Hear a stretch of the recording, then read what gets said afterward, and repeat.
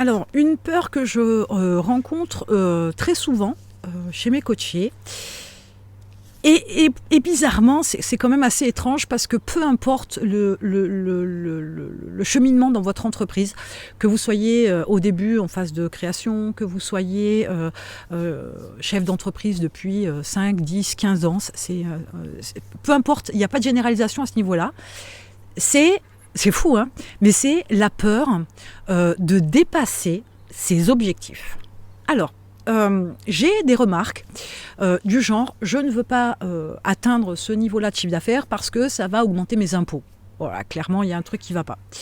Je ne veux pas atteindre cet objectif-là parce que ça va nécessiter que je développe mon équipe.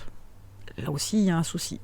Je ne veux pas développer mon chiffre d'affaires jusqu'à ce point-là et dépasser ce seuil-là ou cette étape-là, parce que ça va aussi nécessiter que je travaille davantage. Bon, là encore, des croyances, des excuses, il y en a tout un tas. Il y a aussi celui de je ne veux pas atteindre cet objectif-là en termes de chiffre d'affaires parce que là, effectivement, je vais passer à un stade supérieur, rentrer dans un domaine de présence, de visibilité, de développement où je ne me sens pas capable. Ça va être aussi le fait de gagner plus d'argent. Là, il y a un problème de rapport à l'argent qui fait que, ok, si j'atteins ce niveau-là, je pourrais augmenter mon salaire. Sauf que, est-ce que je mérite vraiment ce salaire-là pour ce chiffre d'affaires-là? Voilà, clairement ce genre d'approche. Et c'est fou parce que quelque part, il y a cette démarche tout à fait inconsciente de je ne suis pas capable, voire je ne mérite pas d'en arriver là, etc. Et cette peur-là, détermine très clairement le fait qu'il y ait une problématique derrière, le fait qu'il y ait des croyances limitantes, le fait qu'il y ait peut-être même quelque chose de vécu qui soit interpellé, qui soit titillé, qui vous fasse trembler. Et ce que je veux dire par là, c'est que dans votre démarche d'avoir cette appréhension d'atteindre ces objectifs, c'est aussi cette approche de se dire « Ok, et après je fais quoi une fois que j'ai atteint mes objectifs ?» Au lieu de vous dire que derrière cet objectif, il y a peut-être plus grand que ça. Au lieu de vous dire que en atteignant vos objectifs, vous pourriez faire autre chose, créer une autre entreprise ou développer quelque chose dont vous rêviez depuis longtemps, que vous n'avez pas forcément mis dans vos objectifs, etc. Ou de vous dire que vous allez pouvoir avoir une autre vie, déléguer davantage, profiter de la vie de votre famille ou gâter votre famille. Je ne sais pas moi, acheter une maison à votre frère, votre sœur, ou je ne sais pas, donner de l'argent à vos parents, que sais-je. Ou construire l'avenir de vos enfants, hein, c'est pas le sujet.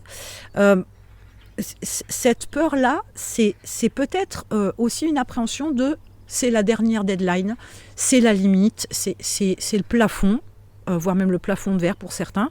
Je suis arrivée au bout du bout. Ok, j'entends. Sauf qu'en fait, non. C'est juste la limite que vous vous êtes fixée. Mais il peut être bien plus grand, votre objectif. Donc vous pourriez fixer une autre limite, entre guillemets, mais j'aime pas le mot limite, c'est plutôt un autre objectif. Et c'est aussi vous dire que vous êtes capable de tout. Et si vous devez passer un stade supérieur avec les ennuis qui vont avec, mais aussi avec les avantages, parce que c'est là où il faut le regarder, c'est aussi l'occasion d'aller plus loin, de donner davantage de vous, d'exploser votre potentiel pour aller là où vous n'auriez jamais rêvé d'aller. Mais c'est aussi comprendre la capacité, l'aptitude que vous avez à atteindre ces objectifs-là. Donc, peur de ces objectifs, non. Il y a tout un tas de solutions. Alors, je reviens surtout sur le fait de payer plus d'impôts. Ok, mais là, je vous réfère à une vidéo que j'ai faite sur le choix de son expert comptable.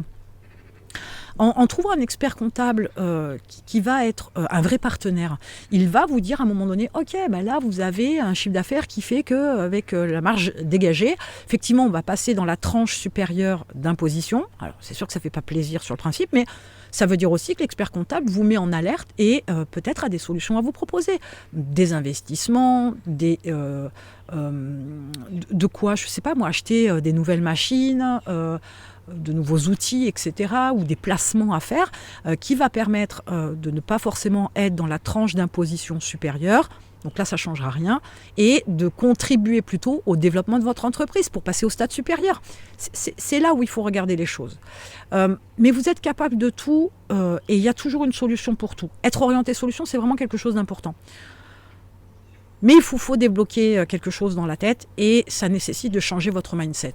Vous avez un lien dans la description, en bio ou en description, donc comme je viens de le répéter.